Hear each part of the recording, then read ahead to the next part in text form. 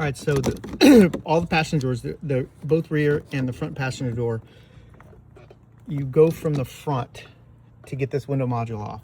If you try to do it from the back, what's going to happen is you're going to break that clip off, and this module here is probably a good penny from Ford or Lincoln.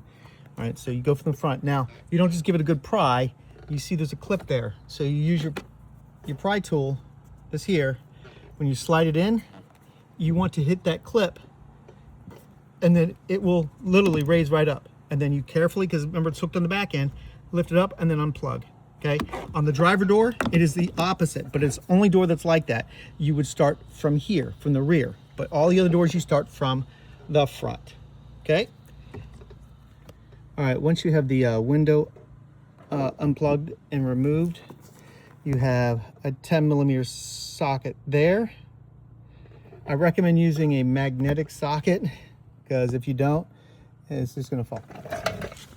I have more trouble putting it on than taking it off. These here, you have two on the bottom here that are 7mm. 7mm screws. Now these are in plastic. These are mounted in plastic. The door's plastic and the mount behind them is plastic. So don't go crazy when you go to tighten them down later. Okay, so to do aftermarket speakers in the doors of your 24 through 26 Nautilus, non-Revel system. Revel system, I'm not sure how they're spaced, but this aftermarket speakers, I'm using Focal and the auditor. I use this for a very specific reason. One, because they sound fantastic, but two, the tweeter fits into the factory housing for the non-Revel system perfectly. You just have to remove the housing off of the tweeter. To get the speaker on there, if you take out the factory speaker, it's a whole spacer is the factory speaker. There's not enough room behind for that aftermarket speaker. The magnet's gonna hit. Now, if you get a shallow mount, that's different. But I didn't get a shallow mount. So to do that, see, you see the factory plug's no longer there. The reason it's no longer there is because the Fomoco speaker, you cut the basket off right there, and you also cut off the connector. I use the Dremel tool, and then remove the basket arms from the basket in the speaker. It acts as a perfect speaker spacer. Nothing hitting back there, perfect space. So the tweeter you see there is isolated, and also there, and there's the tweeter plug. I didn't cut the tweeter plug off because I didn't really see the need to. This woofer plug, well, that speaker's there, it'll never work again, so I did cut that plug off, and that's where I got power and ground. So not power and ground, positive and negative speaker terminals. So on the rear door, it is positive is light purple and with a violet stripe, and then brown with a green stripe. Okay, is negative. All right, and then crossover. On the front doors, you can actually mount the crossover here. All you have to do is cut the fins, but the fins are like this material, so it's use a Dremel tool, cut it right off, and the crossover came out right there. On the back doors, that doesn't work. There's not anything necessarily over here, but the way the back door is configured, if you look at the panel, and I tried and tried, you have to fit the crossover right here. That's the crossover right here, but then you have the issue with the door pocket. So that's what I ran into is, okay, so I can mount it there and it's out of the way of the bracket for the door, but then the pocket's in the way. So the crossover simply would not work here on the back doors. Front door is different. So where it does mount is right there, and there's plenty of space here because you have a void that goes right here where the door panel goes down. If you look over there, that's where the crossover is in the other door. You can't see it, and it goes right there.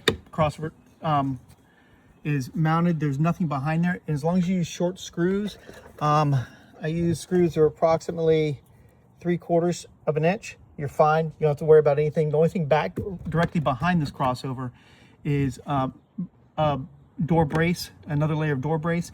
But the screws here, they go in just enough, but it's mounted good. And that works that way.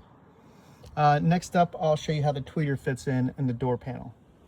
All right, so here's the tweeters, the size of the tweeters. Here's a 9-volt battery to give you context of the size.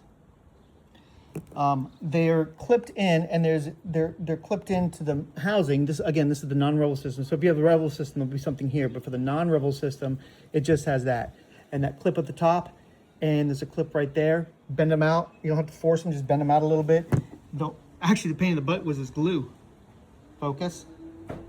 But I just used a pick tool, and I worked it out slowly, and the tweeter popped right out.